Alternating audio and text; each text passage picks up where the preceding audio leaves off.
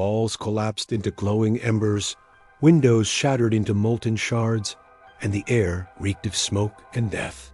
Neighbors gathered outside, whispering in disbelief as firefighters searched the ruins. Not a single thing survived. No furniture, no photographs, not even the family that once lived there. But then, one of the men shouted. From the blackened wreckage, he pulled out a single object. Perfect, untouched, a painting. A little boy with hollow eyes, tears streaming down his cheeks. His face was sorrowful, yet almost accusing. Everyone stared in silence. The flames had devoured everything in their path, but this one painting was pristine. No burns, no smoke, not even dust. The oldest firefighter muttered under his breath, "Not again, God, not again," because this wasn't the first time. Wherever the crying boy painting appeared, fire followed. And tonight, it was only the beginning. Daniel Rourke had always dismissed curses as fairy tales. He was a journalist, after all, one who thrived on tearing apart ghost stories and urban legends. But when he stumbled across the crying boy painting in a dusty antique shop, something inside him shifted. The shop smelled of mildew and candle wax, a place where time seemed to rot instead of pass. Behind cracked glass cases and stacks of forgotten trinkets, he saw it a boy with dark, sorrowful eyes, a tear frozen on his cheek as though painted with real grief. "People don't keep that one," the shopkeeper rasped. She was an old woman, her fingers trembling as she reached for the frame. "They say it brings fire," Daniel smirked. "What is this? Some local ghost story?" Her eyes narrowed. "More than a story. Families who hang it lose everything." She practically begged him not to buy it, but for Daniel, it was perfect material. The Crying Boy Curse, fact or folklore? The headline was already forming in his mind. Skepticism fueled him, but beneath it, something else lingered a pull he couldn't explain. The boy's painted eyes seemed to follow him, pleading yet unyielding. That night, Daniel carried the painting to his temporary home, an old Victorian house on the outskirts of town. The place had belonged to his uncle, long abandoned after his death. Dust clung to the wallpaper, and the wooden floors groaned under every step. It was the perfect haunted setting for his article. He leaned the painting against the living room wall and set about unpacking. Yet, every time he passed by, he felt drawn to it. The tear on the boy's face glistened faintly in the dim light, as though fresh. By midnight, Daniel poured himself a drink and sat at his laptop. Notes scattered around him. He wrote about the legends, how fires consumed homes, leaving only the painting untouched. He typed faster, adrenaline rushing, not fear, not yet, but fascination. Then he smelled it. A faint trace of smoke. Daniel froze, eyes darting around the room. The fireplace was empty, the stove cold. He checked the kitchen, no flames, no heat. But when he returned to the living room, his blood ran cold. The painting was different.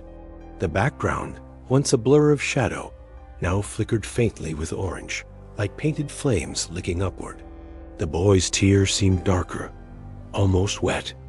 Daniel rubbed his eyes hard, muttering, "I need sleep." He grabbed an old bedsheet from the hallway closet and draped it over the painting.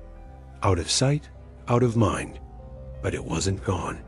That night, as he lay on the couch, he dreamt of firewalls collapsing, ceilings melting, screens swallowed by the roar of flames. He woke up gasping, the smell of burning wood thick in the air.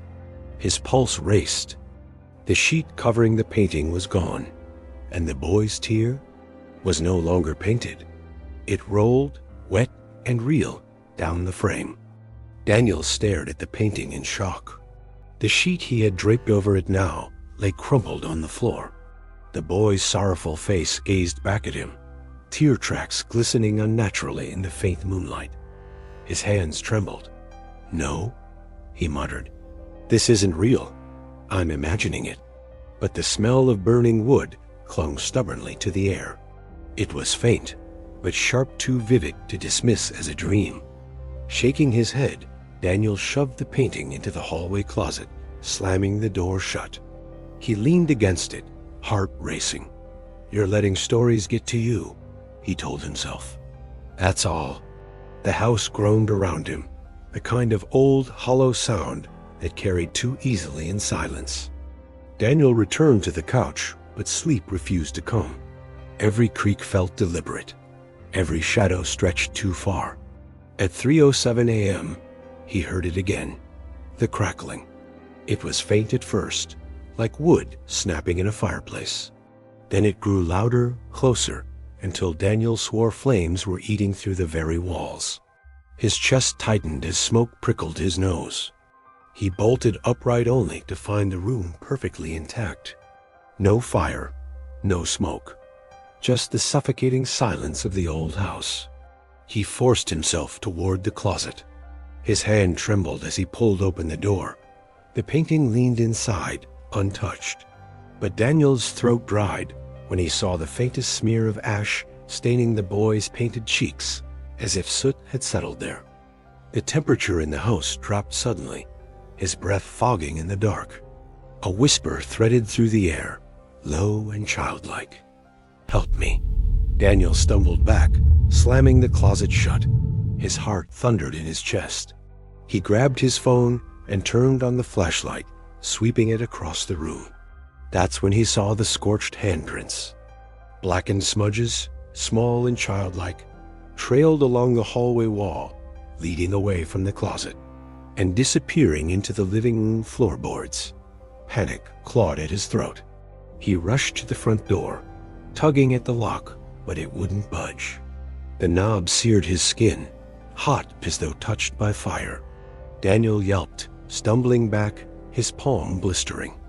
The air filled again with the sound of crackling wood, louder this time, surrounding him. He looked toward the living room, and his breath caught in his chest. The painting was back. It now hung neatly above the fireplace, though he hadn't placed it there. The boy's hollow eyes seemed to glisten in the beam of his flashlight. Behind him, the background was alive, with fire-painted flames twisting higher than before, their glow unnervingly real.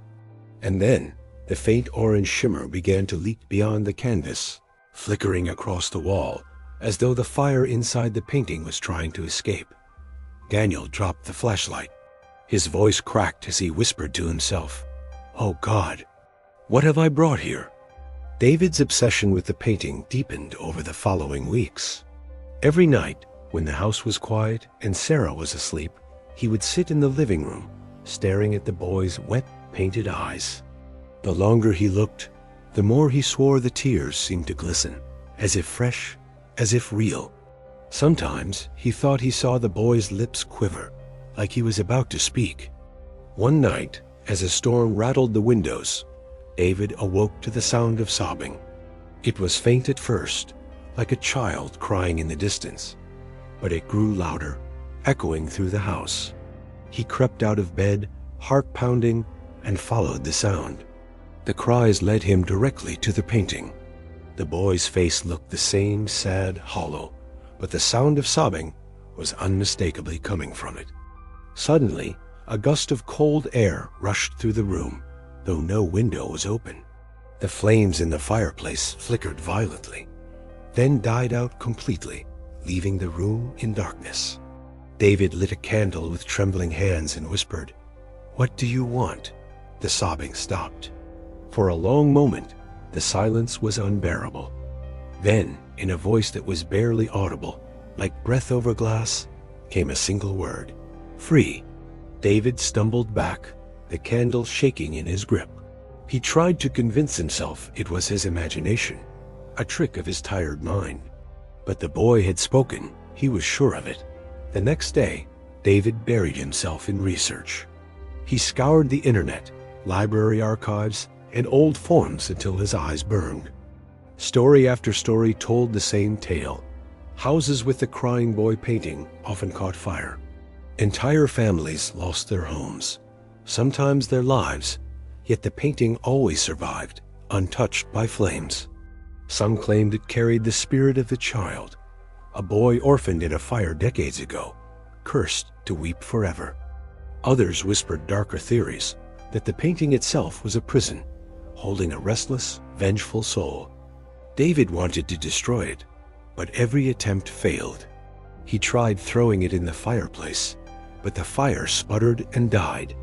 He took it outside to smash it, but the moment he raised the hammer, his vision blurred and he collapsed, waking hours later with the painting untouched, leaning against the wall as if mocking him.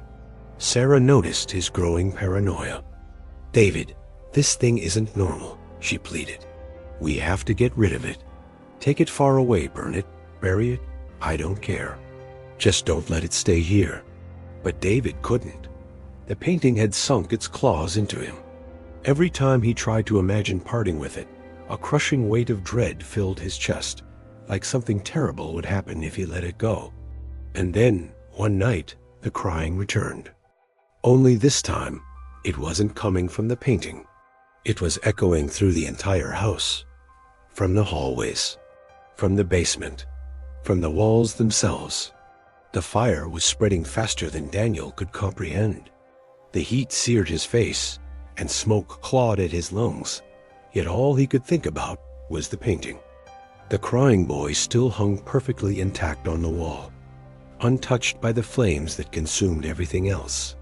Its tear-streaked eyes glimmered through the smoke, almost alive, almost watching. Daniel staggered toward it, coughing violently. With trembling hands, he ripped the frame from the wall and hurled it into the fire. The canvas should have burned instantly, yet it didn't. The flames coiled around it, refusing to touch it, as though the painting itself rejected destruction. A voice soft, childlike, and broken echoed through the burning house. "Why do they always blame me?" Daniel froze, his skin crawling. The voice was inside his head, yet all around him. The boy in the painting blinked. For the first time, Daniel saw its lips tremble into a faint, sorrowful smile. With a deafening crack, the ceiling collapsed. Daniel barely escaped, tumbling out into the street as fire crews rushed in. He looked back one final time through the broken window. He could still see the painting, unscathed, the boy's face pressed against the glass, watching him leave. The next morning, the house was a pile of ash and rubble. Everything gone except one object. Resting perfectly clean atop the ruins was the crying boy painting, frame gleaming as though it had never touched smoke or flame. Daniel never returned for it, but weeks later, in another city, another fire made the news. Same mysterious origin, same survival of one painting, and when the camera zoomed in, Daniel felt his blood turn cold. The boy's sorrowful eyes seemed to follow him through the screen. The curse was still alive,